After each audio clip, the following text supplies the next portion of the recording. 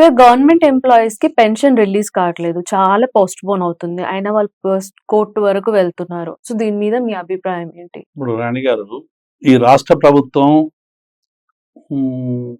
పెన్షనర్లు అంటేనే ఒక చిన్న చూపు మొదలైంది.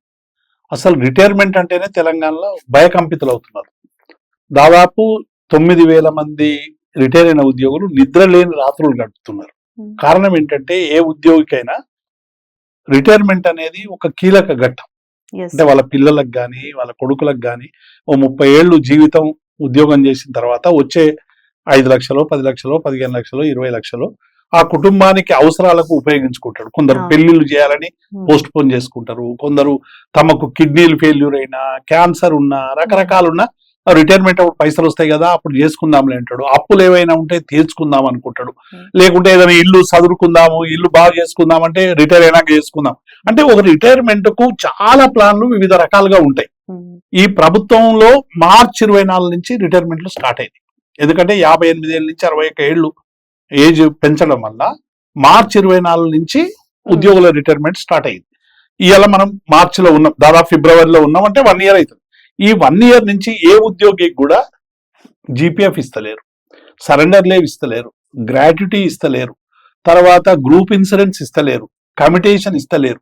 ఏ ఒక్క రూపాయి ఇవ్వకుండా ఊర్లో దొరలన్నా ఏ పాలేరన్నా మేము దుబాయ్ పోతున్నా, లేకుంటే బొంబాయి పోతున్నా, లేకుంటే నాకు శాతం అయితే లేదు, మీ దగ్గర నేను పని చేయలేకపోతున్నా అంటే ఓ గొంగడి కప్పి ఓ 10 రూపాయలు చేతిలో పెట్టి ఇంటికి పంపిస్తాడు.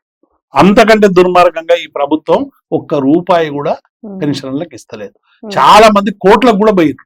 ఎందుకంటే ఏ పెన్షనర్ కైనా తమ బెనిఫిట్స్ సకాలంలో ఇవ్వాలని సుప్రీంకోర్టు తీర్పు చెప్పినాయి. ఈ తీర్పును కూడా ఇవాళ ఉల్లంఘిస్తున్నారు. చాలా మంది హైకోర్టు వరకు డబ్బులు ఒక కేసు వేయాలంటే 10 నుంచి 15 వేలు ఖర్చు కావాలి. అయినప్పటికీ కూడా 15 వేలు ఎక్కడో అప్పదించి కేసేస్తే హైకోర్టు కూడా ఏం చెప్పింది, 24% ఇంట్రెస్ట్ తో పెన్షనర్లకు డబ్బులు చెల్లించాలని తీర్పిచ్చింది కొన్ని కేసులలో. ఇట్లా 100 కేసులు పడతా ఉన్నాయి. హైకోర్టు కేసులను కూడా ఖాతరు చేస్తలేరు. చివరికి ఒక ఉద్యోగి ఏఎస్ఐ జావీద్ అనే ఒక ఏఎస్ఐ మహబూబ్ నగర్ కు సంబంధించిన ఆయన, నేను చచ్చిపోతున్నాను వీడియో ఇచ్చాడు, నేను ఆత్మహత్య చేసుకుంటా ఓ రేవంత్ రెడ్డి ప్రభుత్వమా, నువ్వు నాకు ఏరియర్స్ ఇస్తావా లేదా అని ఆయన వీడియో పెట్టి వీడియో మొత్తం వైరల్ అయితే ప్రభుత్వంలో ప్రకంపనలు వచ్చి ఆ ఉద్యోగికి మాత్రం పెన్షనరీ బెనిఫిట్ చెల్లించారు. ఇంకొక ఉద్యోగి 2 కిడ్నీలు ఫెయిల్ అయిపోయినాయి, ప్రభుత్వ ఆసుపత్రిలో ఉన్నాడు, కడదామంటే డబ్బులు లేవు. హరీష్ రావు గారు దాన్ని ట్విట్టర్ లో పోస్ట్ చేసిన తర్వాత ఆయనకు సంబంధించిన అంశం మీద అప్పుడు ప్రభుత్వంలో కొంత కదలిక వచ్చింది. అంటే 1-2కు మనం ఏ పొలిటికల్ లీడరో చెప్పినంత మాత్రాన కదలికల సందర్భం కాదు కదా. వేల మంది పెన్షనర్లు ఇలా ఈ రేవంత్ రెడ్డి ప్రభుత్వంలో నిద్ర లేని రాత్రులు గడుపుతా ఉన్నారు, భయకంపితులు అవుతా ఉన్నారు. ఒక్క రూపాయి పేమెంట్ ఇవ్వకుండా ఇలా పెన్షనర్లకు ఘోషపుచ్చుకుంటా ఉన్నారు. గతంలో పెన్షనర్లకు ఎప్పుడు ఈ స్థితి లేదు. గతంలో వాళ్ళ ప్రభుత్వం కాంగ్రెస్ ప్రభుత్వం ఉన్నప్పుడు లేదు, మా ప్రభుత్వంలో లేదు. కానీ ఇప్పుడు కొత్తగా రేవంత్ రెడ్డి ప్రభుత్వం వచ్చిన తర్వాత ఈ పైసలన్నీ కూడా నిన్న చాలా ఓపెన్ గానే చెప్తున్నట్టున్నారు. ప్రభుత్వ ఉద్యోగులకు సంబంధించినటువంటి బిల్లులు 300 కోట్ల వరకే లిమిట్ చేసి మిగతా డబ్బంతా కూడా సంక్షేమ పథకాలకు తరలిస్తారట. నిన్న వాళ్ళ పత్రికలోనే ఒక పెద్ద వార్త వచ్చింది. కాబట్టి ఇవాళ పెన్షనర్లు అనేటువంటి వాళ్ళ మీద పూర్తిగా కక్షపూరిత వైఖరి ఒకటి నెలకొంది. రెండవది, కనీసం పెన్షనర్ల పట్ల ఇట్లా వ్యతిరేకిస్తున్నారంటే, రెండోది ఉద్యోగుల పట్ల, ఉద్యోగులకు సంబంధించినటువంటి పిఆర్సీ 6 నెలలు వాళ్ళు మేనిఫెస్టోలో పెట్టారు. మేము ప్రభుత్వంలోకి అధికారంలోకి వచ్చినాక 6 నెలల్లోనే పే రివిజన్ కమిషన్ ప్రకటిస్తామని. ఇప్పటి వరకు పిఆర్సీ మాట లేదు. 5 డిఏలు పెండింగ్ లో ఉన్నాయి. ఒక డిఏ ఇచ్చింది, ఒక డిఏ ఇచ్చినాక 4 డిఏలు పెండింగ్ ఉన్నాయి. మళ్ళీ ఒక డిఏ జనవరి నుంచి, ఇప్పుడు మళ్ళీ 25 నుంచి పెండింగ్ అయింది. మళ్ళీ 5 డిఏలు పెండింగ్ లో ఉన్నాయి. ఈ 5 డిఏలకు సంబంధించినటువంటి ఊసే ఎత్తుతలేరు. మూడవది హెల్త్ కార్డు, ఉద్యోగులకు సంబంధించినటువంటి హెల్త్ కార్డులన్నీ కూడా ఇవాళ అవి ఎందుకు పనికి రాకుండా జర్నలిస్టులకు ఉద్యోగులకు కలిపి హెల్త్ కార్డ్స్ ఇచ్చారు. ఇవాళ ఏ వెల్నెస్ సెంటర్ లో కూడా సరైనటువంటి మందులు లేవు. ఏ ప్రభుత్వ ఆసుపత్రికి పోతే, ఒక ప్రభుత్వ ఆసుపత్రికి పోతే నా దగ్గర పీడియాట్రిక్ ఉన్నది, లేకుంటే ఆర్థోపెడిక్ లేదంటాడు ఒక ఆయన. నా దగ్గర న్యూరో ప్రాబ్లం ఉంటే నా దగ్గర న్యూరో లేదంటాడు. అంటే కారణం ఏంటంటే హాస్పిటళ్లకు ప్రభుత్వం సకాలంలో డబ్బులు చెల్లించకపోవడం వల్ల ఏ ఆసుపత్రి కూడా ఉద్యోగులను జర్నలిస్టులను తమ అనారోగ్యంతో వచ్చినటువంటి వాళ్ళని చేర్చుకోలేనటువంటి పరిస్థితి వచ్చింది. ఉద్యోగులకు సంబంధించిన ఏ ఒక్క సమస్య కూడా ఈయన పరిష్కారం చేస్తలేడు. పెన్షనర్ల సమస్యను దిక్కే లేదు. అంటే టోటల్ గా చూస్తే ఏంటంటే ఇలా ఉద్యోగుల పట్ల పెన్షనర్ల పట్ల ఈ ప్రభుత్వం కక్షపూరిత వైఖరి అవలంబిస్తుందనేటువంటి మాట నిజం. ఉద్యోగ సంఘాలు పోతున్నాయి, అడుగుతున్నాయి, మాట్లాడుతున్నాయి, అయినప్పటికీ కూడా ఈ ప్రభుత్వానికి కనికరింపు లేదు. అందుకే మేము మీ ఛానల్ ద్వారా ఈ రాష్ట్ర ప్రభుత్వాన్ని డిమాండ్ చేస్తా ఉన్నాం, వెంటనే పెన్షనరీ బెనిఫిట్ చెల్లించండి. రైతుల ఆత్మహత్యలు జరిగినట్టు పెన్షనర్ల ఆత్మహత్యలు జరిగేటువంటి అవకాశం ఈ రాష్ట్రంలో కనబడతా ఉంది. గుండె పొడుతుంది, చనిపోతారండి. 25-30 లక్షలు 40 లక్షలు రావాల్సినటువంటి ఉద్యోగులకి మీరు బాండ్లు ఇస్తామంటే వాడు బతికేది ఎన్నాళ్ళు, తీసుకునేది ఎన్నాళ్ళు, వాడు ప్లానింగ్ చేసుకుంటాడు. రిటైర్మెంట్ అనేది అందరికి ఫిక్స్డ్. ఇదేమో అల్లటప్ప వచ్చే డబ్బు కాదు కదా. జీపీఎఫ్ అనేది ఆయన జీతంలోనే ఆయన స్టోర్ చేసుకునేది, జమ చేసుకునేది. గ్రూప్ ఇన్సూరెన్స్ కూడా మా డబ్బులే. వాళ్ళు ఇచ్చేది, ప్రభుత్వం ఇచ్చేది కమిటేషన్, సరెండర్ లీవే. మిగతా అన్ని కూడా మేము పెట్టుకున్న డబ్బులే మాకు ఇస్తలేదు. ఇట్లే చంద్రబాబు నాయుడు కూడా 9 డిఏలు ఆపిండు 99లో.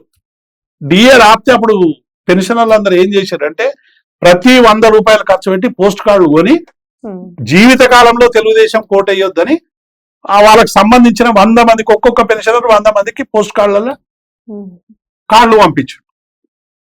అంటే 2 లక్షల మంది 10 వేల మంది అంటే 2 కోట్లకు పోయినాయి. రేపు రేవంత్ రెడ్డి పని కూడా గట్లే అయితే 3 కోట్ల మందికి ఇక జీవితంలో కాంగ్రెస్ కోట్ అయ్యొద్దని, పెన్షన్లు చెప్పే పరిస్థితి తీసుకురావద్దని నేను విజ్ఞప్తి చేస్తాను. ఇప్పుడు బడి ఈ విలేజెస్ లో మన గవర్నమెంట్ స్కూల్స్ ఉంటాయి. గురుకుల్ సార్ ఆల్రెడీ మాట్లాడారు. నిన్ననే ఒక ఈ టాపిక్ మీద కూడా మేము మాట్లాడాం సార్. బడి సరిగ్గా వాళ్ళకి బడులు కూడా లేవు అసలు. ఆదిలాబాద్ జిల్లాలో ఆనుకొని ఒక మండలంలో పిల్లలకి 1వ తరగతి 2, 3, 4, 5 ఒక గుడి పక్కన గుడిసెలాగా కట్టుకొని, రేకులిల్లులాగా కట్టుకొని దాంట్లో పిల్లలకి పాఠాలు చెప్తున్నారు. ఏమని అడిగితే అప్పులు ఉన్నాయి, ఆ అప్పులు తీర్చడానికే మాకు డబ్బులన్నీ సరిపోతున్నాయి అంటారు. సో దీని మీద మీరేమంటారు? ఇప్పుడు రాణి గారు, వీళ్ళు మేనిఫెస్టోలో ఏం పెట్టారు? 15% బడ్జెట్ లో 15% విద్యకు కేటాయిస్తామని చెప్పారు. చాలా మందితోని, ప్రొఫెసర్ ఆరగోపాల్తోని, తర్వాత ఆకునూరు మురళి, వీళ్ళందరితో మాట్లాడి మేము 15% పెట్టాలన్నారు. 15% ఒప్పుకున్నారు. కానీ మొన్న బడ్జెట్ లో 7% కంటే పెంచలేదు. రెండవది, పెంచిన బడ్జెట్ అన్నా స్కూళ్ళకి ఇస్తున్నారు అంటే ఇస్తలేదు. దానికి కారణం ఇది. అనేక పాఠశాలలు కూడా మేము గతంలో మన ఊరు మనబడి అనే కార్యక్రమం పేరు మీద ఆ పాఠశాలలు బాగు చేసేటువంటి ప్రయత్నం జరిగింది కొంతమేరకు. అది మొత్తంగా కూడా ఇలా ఆగిపోయింది. ఏ పాఠశాలలో కూడా కాంపౌండ్ వాళ్ళు లేవు. ఏదైతే బాలికలు ఉంటారో కనీసం బాత్రూమ్స్ కానీ, లంచ్ రూమ్లు కానీ ప్రత్యేకంగా ఉండాలి. లేకుంటే వాళ్ళకి నాణ్యమైనటువంటి విద్యుత్ సరఫరా ఉండాలి. తర్వాత మంచినీరు, పొల్యూషన్ కానటువంటి నీళ్లు ఉండాలి. ఇవి ఏవి కూడా అసలు, అంటే విద్యాశాఖ మంత్రి లేడు. ఇంతకుముందే కిరణ్ తో మనం ముచ్చటించుకున్నప్పుడు ఈ గురుకులలో జరుగుతున్నటువంటి అనేక ఘటనలు ఇవాళ మనకు వెలుగొడుతూ ఉన్నాయి. ఎస్సీ హాస్టల్లో జరుగుతూ ఉన్నాయి. ఎలుకలు కొట్టేటువంటి పరిస్థితి వచ్చింది పిల్లల్ని పడుకున్నప్పుడు. ఇవాళ దుప్పట్లు లేవు, డ్రెస్సులు లేవు, వాళ్ళకి అవసరమైనటువంటి సౌకర్యాలు లేవు. ఏమంటే మెస్ ఛార్జీలు పెంచడం. మెస్ ఛార్జీలు పెంచితే ఏమవుతుంది? మెస్ ఛార్జీలు 40% పెరుగుతున్నాం, బయట రేట్లు 100% పెరిగినాయి. కాబట్టి ఇలా అంటే ఒక్క మాటలో చెప్పాలంటే కాంగ్రెస్ పార్టీకి విద్యకు ఇవాళ ఆకునూరు మురళి విద్యా కమిషన్ చైర్మన్ ఏదో అయ్యిండు వాళ్ళ పెద్దలు. మరి ఆదిలాబాద్ కు సంబంధించిన సంఘటనల మీద ఆయన ముచ్చటేంది, ఆయన మాట ఏంది? చాలా మాట్లాడతారు కదా వీళ్ళు సమాజం గురించి, దేశాన్ని గురించి. మరి ఈ విషయం మీద చెప్పాలి. ఆయన విద్యా కమిషన్ చైర్మన్ ఆకునూరు మురళి గారు.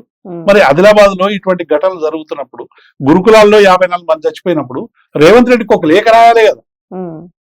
మొత్తం బస్ వేసుకొని దేశమంతా తిరిగారు కదా కాంగ్రెస్ పార్టీకి ఓటేయాలి. తట్టుకోలేక తల్లిదండ్రులే ఒక లేఖ రాసి కలెక్టర్ ఆఫీస్ కి ఇచ్చిండ్రు. అంతే కదా. మన ఆకునూరు మురళి లాంటి వాళ్ళు పని చేయకుంటే తల్లిదండ్రులు ఇలా గౌరవించాలి. వాళ్ళే మేధావులు. సమస్యల పరిష్కారం కోసం కనీసం కలెక్టర్ దగ్గరికి పోయిండ్రు. ఈ మేధావులు మాట్లాడాలి కదా. ఆకునూరు మురళి గారు కావచ్చు, ఇంకొకరు కావచ్చు, ఎవరైనా. ఇప్పుడు ఆయన విద్యా కమిషన్ చైర్మన్ ఉన్నాడు. విద్యలో జరుగుతున్నటువంటి లోపాలని ప్రభుత్వ దృష్టికి తీసుకురావాలి కదా.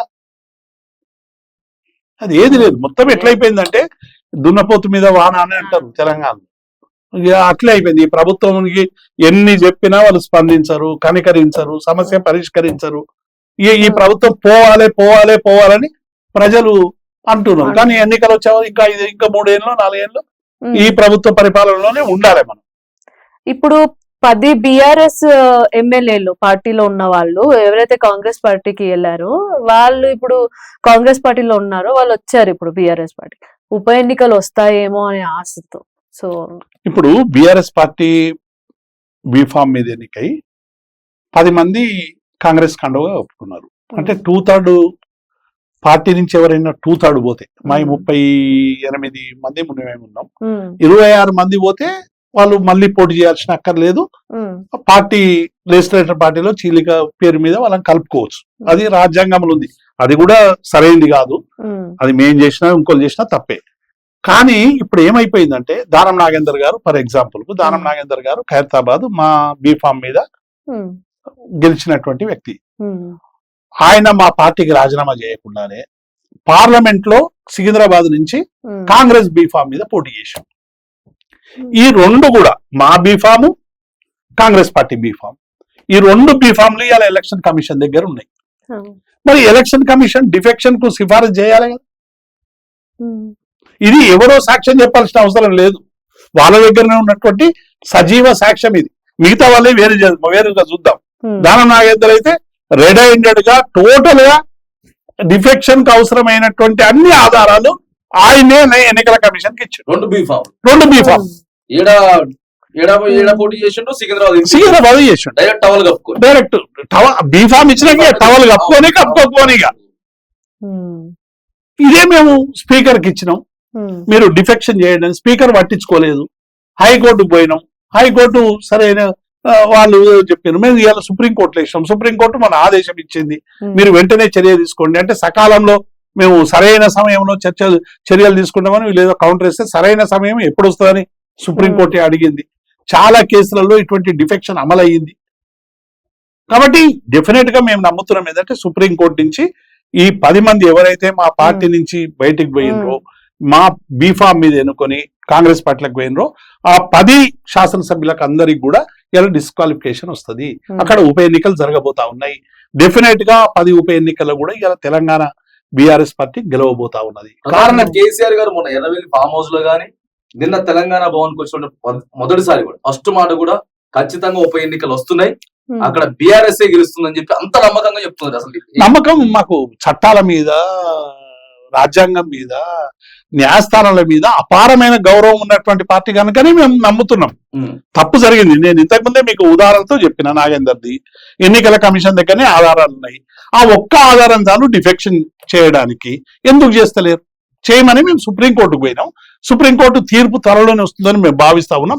డెఫినెట్ గా ఈ రాష్ట్రంలో 10 ఉప ఎన్నికలు రాయడం ఖాయం. ఈ 10 మంది ఎమ్మెల్యేలు పార్టీ మారిన దాంట్లో ప్రధానంగా పోచారం శ్రీనివాసరెడ్డి, కడియం శ్రీహరి, వీళ్ళిద్దరు వయసు కూడా దగ్గర పడిపోయింది. మరి ఏ ఉద్దేశంతో వాళ్ళు పార్టీ మారినట్టండి? ఇప్పుడు కిరణ్ ఏమైపోయిందంటే ఎక్కడ అధికారం ఉంటే అక్కడికి పోయి పనులు చేయించుకోవాలి. వీళ్ళని తక్కువ చేసి చూడలేదు కదా కేసీఆర్ పెట్టుకొని. అసలు పోచారం శ్రీనివాసరెడ్డి గెలవడానికి ప్రధానమైన కారణం ఏంటంటే 11,000 డబుల్ బెడ్రూమ్లు అక్కడ శాంక్షన్ చేసి కేసీఆర్ గారు. ఆయనే పోచారం శ్రీనివాసరెడ్డి చెప్పుకున్నాడు, కేసీఆర్ గారు నేను అడిగినంత ఇచ్చిండు, అంత చేసిండు ఉండే. ఆయనకి ఏ కారణం చేత పోయింది అనేది అందరికి తెలిసిందే. ఇక్కడ ఈ ప్రతిపక్షం నుండి కొట్లాడాలి, రోజు ఇబ్బందులు పడాలి. ఈ ఇబ్బందులు ఎందుకు పడాలి, ఎప్పుడు సుఖంగా ఉండాలంటే కాంగ్రెస్ లో పోవాలని పోయిండు. ఇప్పుడు ఆ 10 మంది ఒకరి మీద ఒకరు పడి మనం ఏడ్చుకున్నారట ఇక్కడ మీటింగ్ పెట్టుకొని. మనం ఈ నాకు గరకాయనం, నాకు ఘాట్కాయనం, నా ఇటు బీఆర్ఎస్ ఉండగా గౌరవం ఉండే, కాంగ్రెస్ లో పోతే ఎవడు మళ్ళీ దేక్తలేడు, ఎవడు మాట్లాడతలేడు.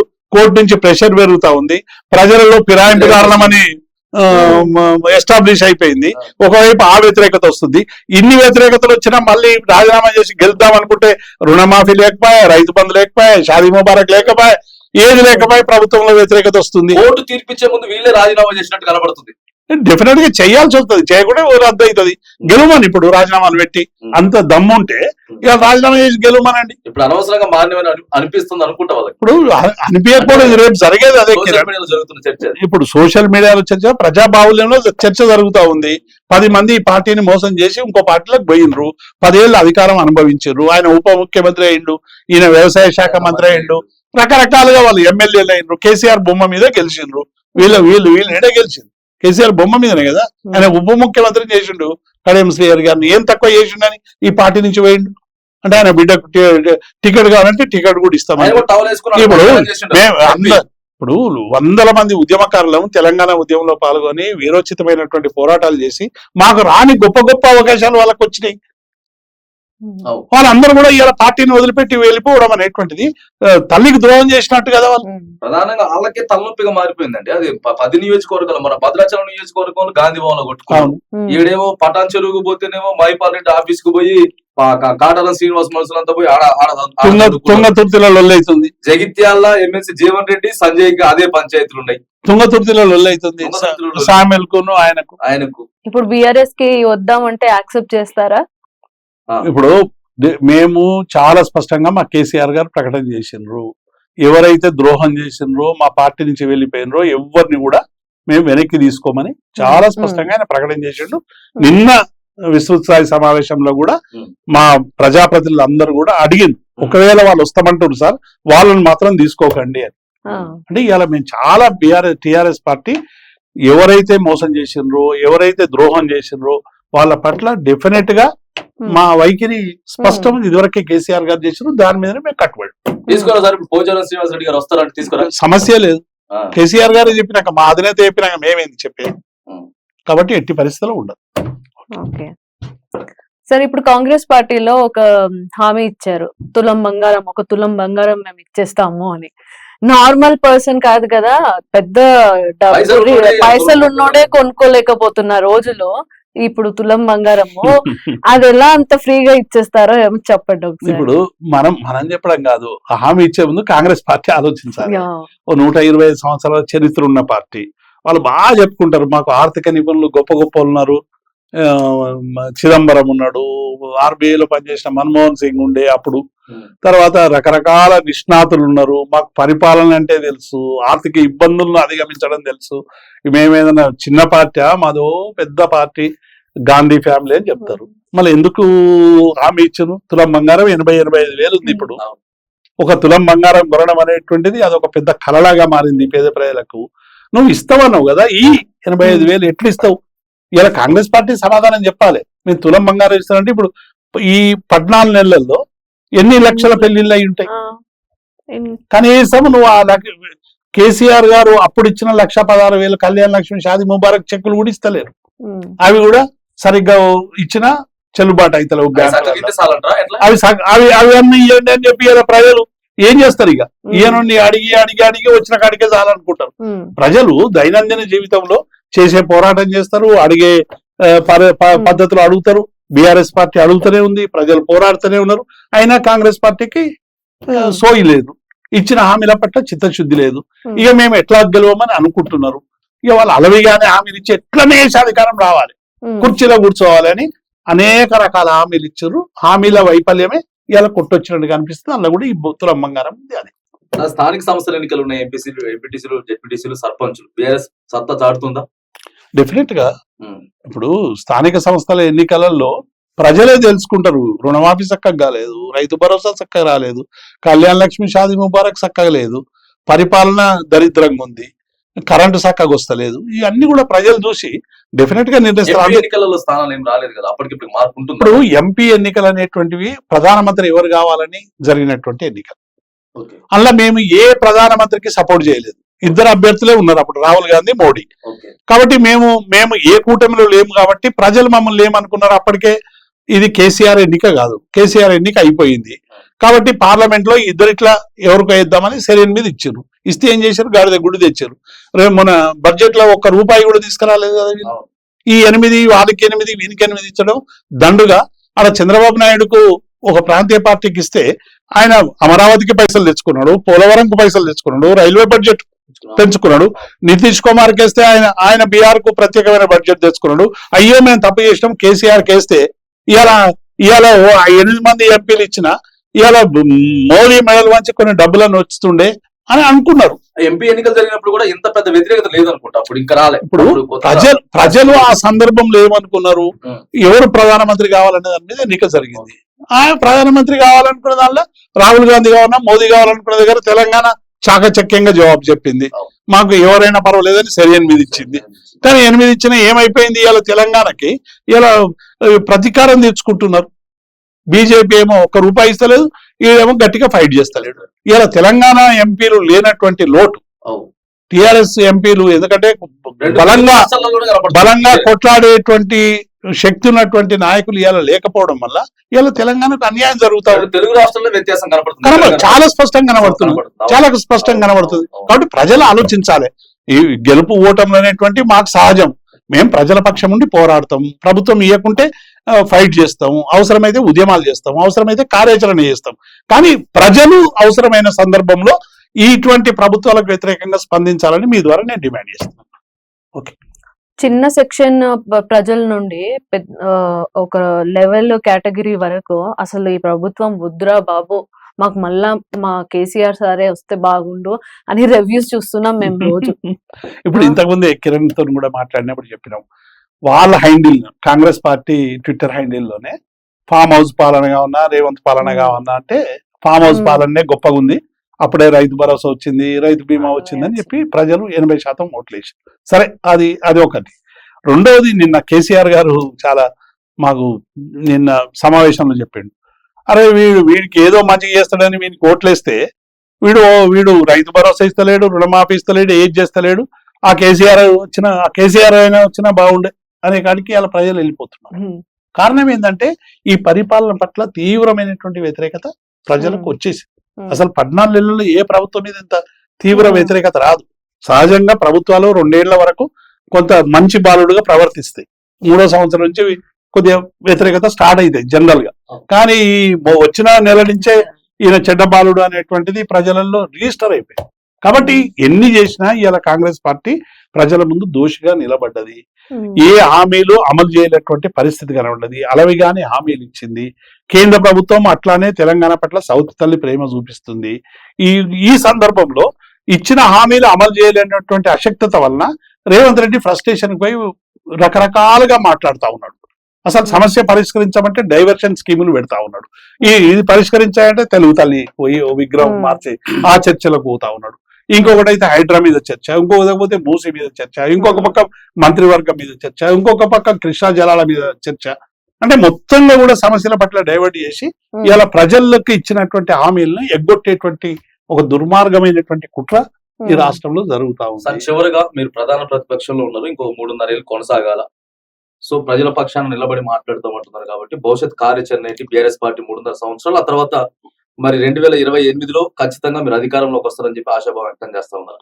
ఇప్పుడు అధికారంలోకి రావడం రాకపోవడం అనేటువంటిది రెండవది. డెఫినెట్ గా ఏ రాజకీయ పార్టీ అయినా అధికారంలోకి వస్తే ప్రజలకు అవసరమైనటువంటి ఇలా కేసీఆర్ గారు 10 ఏళ్ళు అధికారంలోకి రావడం వల్లే ఇవాళ మిషన్ భగీరథ కానీ, కాళేశ్వరం కానీ, 24 గంటల విద్యుత్ కానీ, సంక్షేమ పథకాలు కానీ అమలు చేసి డెఫినెట్ గా రేపు వస్తే తెలంగాణ ప్రజలకు మేము అసంపూర్తిగా ఉన్నటువంటి పనులన్నీ పూర్తి చేసేటువంటి అవకాశం వస్తుంది. జరిగిన తప్పులన్నిటి కూడా రెక్టిఫై చేసేటువంటి అవకాశం వస్తుంది. కాంగ్రెస్ పార్టీ చేసిన తప్పులన్నీ మాకు చాలా స్పష్టంగా చెప్పింది ఏంటంటే, ఇవాళ టీఆర్ఎస్ పార్టీ ఆవిర్భవించి 24 సంవత్సరాలు అయిపోతుంది. 20 సంవత్సరంలోకి ఏప్రిల్లో అడుగు పెట్టబోతాం. మేము రజతోత్సవాలను జరుపుకుంటా ఉన్నాం 1 ఇయర్ పాటు. ఈ 1 ఇయర్ పాటు రజతోత్సవాల్లో తెలంగాణ ఉద్యమ చరిత్రను, తెలంగాణకు సంబంధించినటువంటి పోరాటాలని, రెండవది తెలంగాణలో జరిగినటువంటి ఒక సుపరిపాలన 10 ఏళ్ల పాటు, అట్లాగే ఇప్పుడు జరుగుతున్నటువంటి విధ్వంస పాలన, ఇవన్నీ కూడా ప్రజల ముందు ఈ సంవత్సర కాలం కూడా పెద్ద ఎత్తున చర్చ పెడతాం. మా పార్టీ నిర్మాణాన్ని బలోపేతం చేస్తాము. ప్రజా సమస్యల మీద నిరంతరం పోరాడతాం. వస్తే ఎన్నికలు ఏవైనా ఈ మధ్య కాలంలో వస్తే ఆ ఎన్నికల్లో సీరియస్ గా ఫైట్ చేస్తాం. స్థానిక సంస్థల ఎన్నికలు వస్తే కాబట్టి ఒక పార్టీని ఒక స్ట్రీమ్ లైన్ చేసేటువంటి ఒక కార్యాచరణని నిన్న మాకు కేసీఆర్ గారు ఇచ్చారు. కేటీఆర్ గారు కూడా నిన్న ప్రెస్ మీట్ లో దాన్ని అంతా కూడా వివరించండు. అట్లాగే ప్రజల సమస్యల పట్ల ఎప్పటికప్పుడు ఆయా సమస్యల పట్ల మేము ఫైట్ చేస్తాం. మూసీ మీద ఫైట్ చేసినాము, హైడ్రా మీద ఫైట్ చేసినాము, రుణమాఫీ రాకుండా ఫైట్ చేసినాము, రైతు బీమా ఇవ్వకుండా ఫైట్ చేసినాము, గురుకులాల మీద మేము గురుకుల బడిబాట పెట్టి ఫైట్ చేసినాము, విద్యార్థుల సమస్యల మీద మా టీఆర్ఎస్ ఫైట్ చేస్తా ఉంది. కాబట్టి ఒకవైపు మేము ప్రజల పక్షం ఉంటాం, ప్రజల కోసం పనిచేస్తాం. తెలంగాణ అస్తిత్వం మీద ఎటువంటి దాడి జరిగినా, తెలంగాణ సాంస్కృతిక వారసత్వం మీద ఎటువంటి డ్యామేజ్ జరిగేటువంటి ప్రయత్నం చేసినా అన్ని రకాలుగా బహురూపాలుగా పోరాటాలు చేసి ప్రజల పక్షం ఉంటాం. మా కార్యాచరణ లక్ష్యం అంతా కూడా తెలంగాణ ప్రజలకు ఒక ప్రొటెక్టర్ గా ఉండడం, తెలంగాణకు రక్షణ కవచంగా టీఆర్ఎస్ మాత్రమే, బీఆర్ఎస్ మాత్రమే ఉంటదనేటువంటి విశ్వాసాన్ని ప్రజల్లో కలిగించేటువంటి ప్రయత్నం చేయడం, వారి పక్షాన పోరాడడం, వారి పక్షాన నిలబడడం అనేటువంటిదే మా కార్యాచరణ. థ్యాంక్ యూ దేవ్ ప్రసాద్ గారు. Thank you sir.